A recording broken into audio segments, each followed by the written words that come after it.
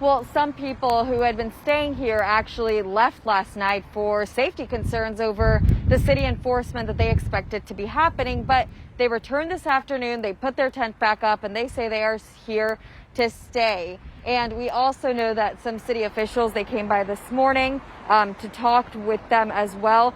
We spoke with organizers here. We spoke with a man who's experiencing homelessness, but we also caught up with a woman whose brother has actually been homeless for years. This is home for now for Luke Lindsay. It's one of the longest homeless situations that I ever had. You know what I'm saying? But it's also one of the fortunate ones. He's been sleeping in his own tent in Westport, not on the concrete like in the past. But a recent deadline by the city to relocate has placed this community in limbo. It's been hectic, it's been stressful, it's been traumatic, preparing what could potentially be the removal of everyone's belongings and the threatened arrests. The city claims the encampments at Westport and City Hall have become a public health and safety issue.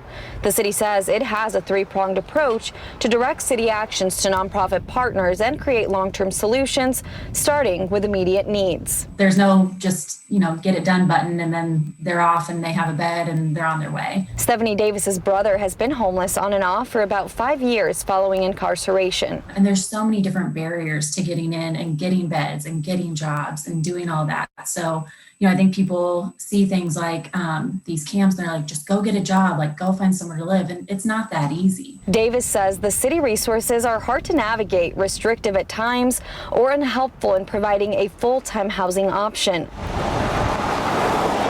Back at Westport, Lindsay says he's fighting his addiction every day to stay clean and exit houselessness.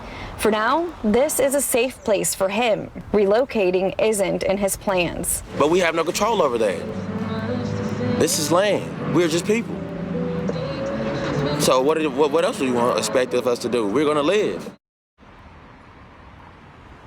We asked the city spokesperson directly if the city was enforcing its deadline for people to relocate and if people were facing arrests if they stayed. No direct answer, though. Instead, the city said, we will continue to do outreach to offer social services, transfers to shelters, and help with trash removal. And advocates say they will try to stay here and offer support as long as they can. And we've also learned that just moments ago, Kansas City Mayor Quinton Lucas, he stepped outside of that City Hall encampment, spoke with one of the organizers there. He also stepped outside earlier in the day, so this is now the second time that he's reached out to folks that are there outside of City Hall. Reporting in Kansas City, I'm Carolina Cruz, KCTV 5 News. Thank you, Carolina. Keep us up.